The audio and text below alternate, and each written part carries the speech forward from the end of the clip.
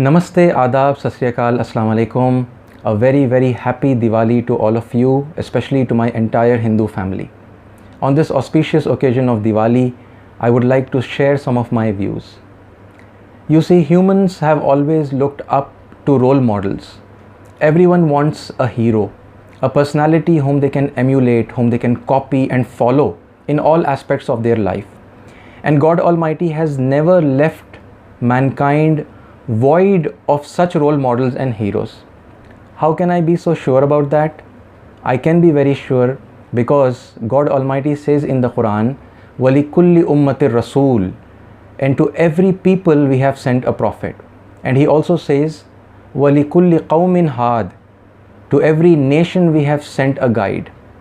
So God Almighty has sent heroes and role models in every era to all nations, to all people.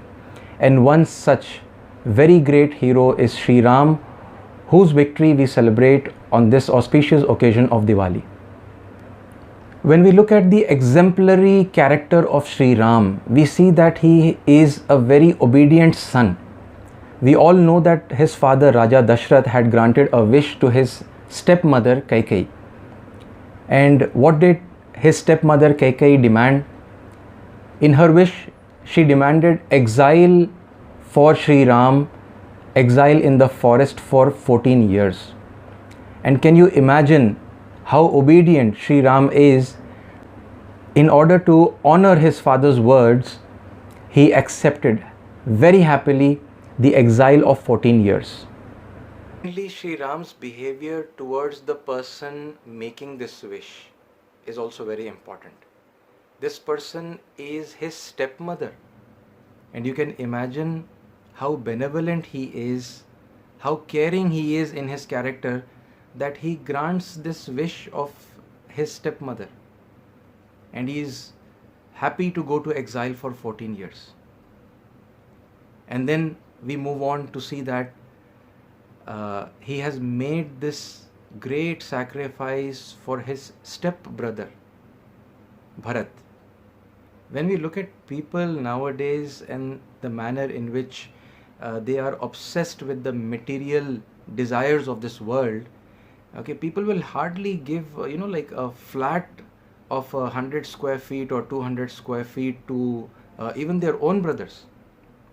And even if their father has written something like that in a will, they would conflict it, they would fight it, and they would want their right.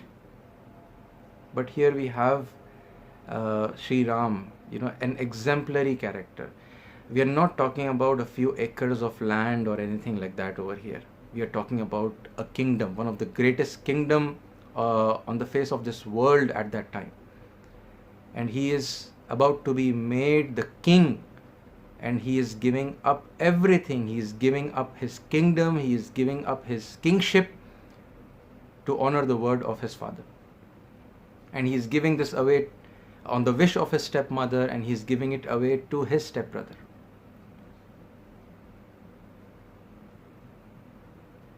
And then we also take a look at the extremely high character of his wife Sita Devi. You see, a lot of alliances and marriage proposals today are based on the earning and the property and the bank balance of one another, right? If the bridegroom has a lot of money and many properties, then that becomes the reason for tying the alliance. And here we have a role model. We have Sita Devi. She is with Sri Ram, with his kingdom, where he is about to be crowned as the king. And she is with him when, in the spur of a moment, everything has been snatched away. So we can see that she was not after the materialistic, lavish life of this world. She was a true life partner to Sri Ram.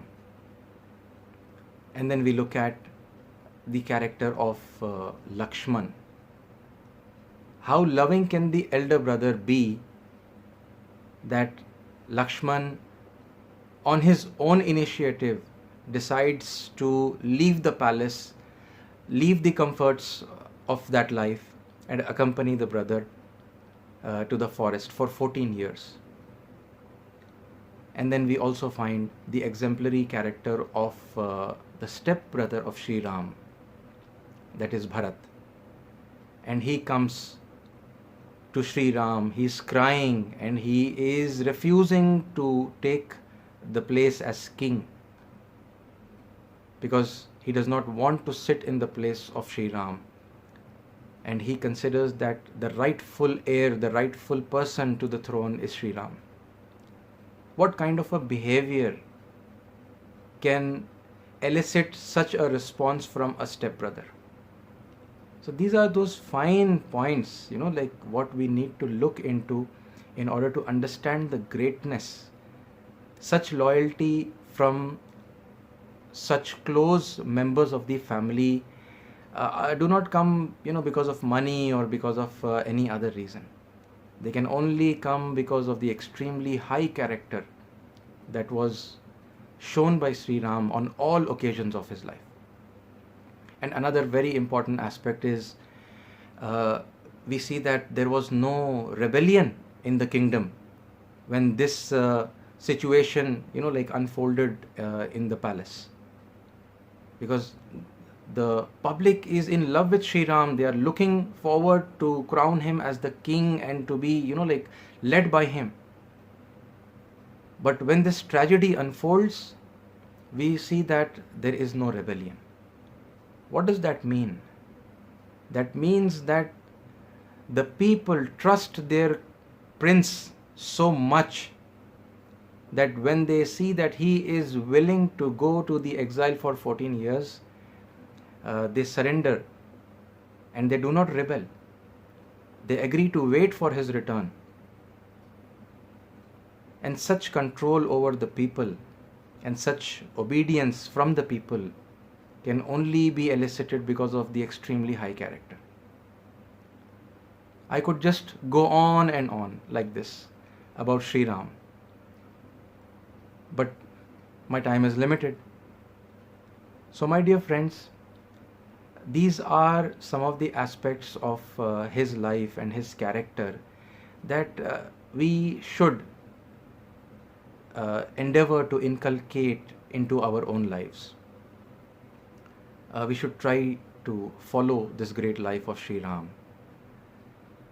He is a role model, and we should seek to emulate him, to copy him, and improve our relationship with our parents, with our siblings, with our brother, sister, and stepbrothers, stepmothers, if we have such people in our life, and improve our relationship with them.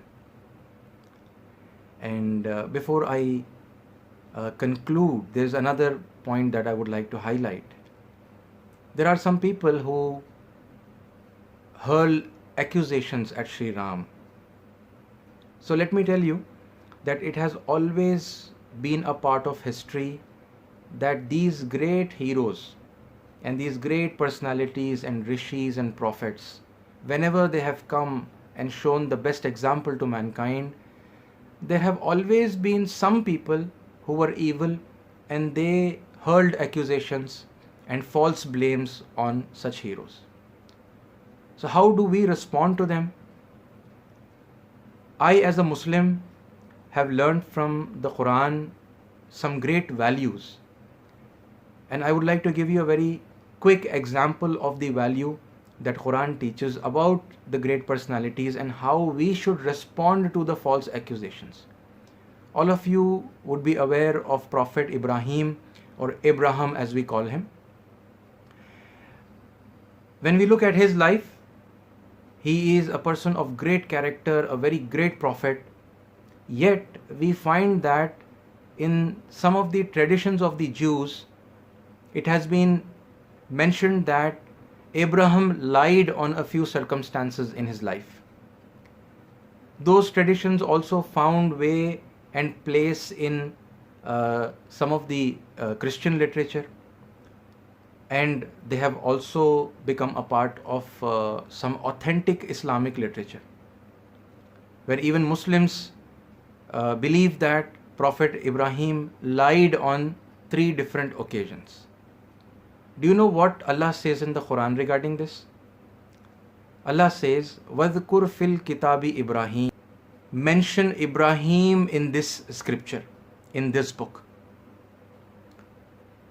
إِنَّهُ كَانَ صِدِّيقًا نَبِيًّا. Indeed, he was a truthful prophet. In one single statement, God Almighty has rejected all those accusations. He has simply said, إِنَّهُ كَانَ صِدِّيقًا نَبِيًّا. He was a truthful prophet. When God Almighty Himself is attesting that Prophet Ibrahim is truthful, then there is no question of him lying at any point in his life. He did not lie even once. And that is the value that Quran teaches me regarding all the religious greats and regarding all the heroes, all the rishis and all the prophets. So whatever these accusations are, which are levied upon the great personality of Sri Ram, I as a Muslim would like to clear all those accusations. The personality of Sri Ram is far great and far beyond all those silly accusations. So, I would like to conclude here once again with this humble request that it is very important for all of us to inculcate the great character of Sri Ram in our life. Thank you very much. Jai Shri Ram, Jai Hind.